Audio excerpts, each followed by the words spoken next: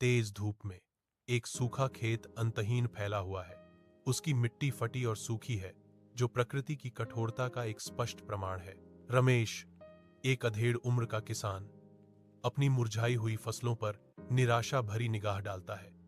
उसका चेहरा गहरी उदासी से भरा हुआ है। रमेश के चेहरे की हर लकीर संघर्ष और हानि की कहानी कहती है। उसकी आंखें उसके खेतों की वीरानी को दर्शाती हैं। गोलू अपने स्कूल बैग के साथ अपने पिता के पास आता है, जो उजाड़ परिदृश्य में आशा की एक खामोश किरण है।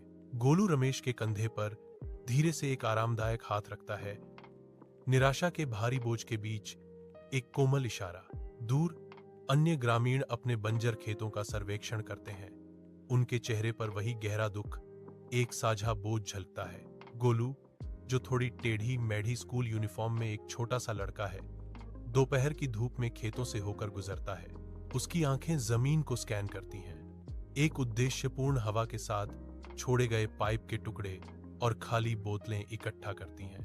गांव के कुएं पर गोलू सावधानी से प्रत्येक बोतल में पानी भरता है। उसकी हरकतें सटीक और जानबूझकर होती हैं। वह एक अस्थायी सिंचाई प्रणाली का निर्माण करता है, प्यासे पौधों तक कीमती पानी पहुंचाने के लिए सावधानी से पाइप बिछाता है।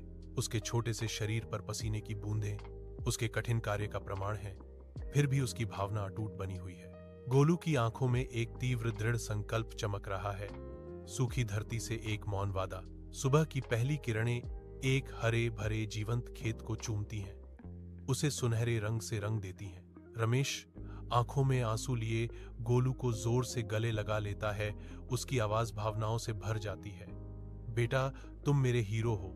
ग्रामीण उनके चेहरे आशा और खुशी से जगमगाते हुए खेत के पास आते हैं। गोलू के लिए उनकी प्रशंसा सुबह की हवा में गूंज रही है।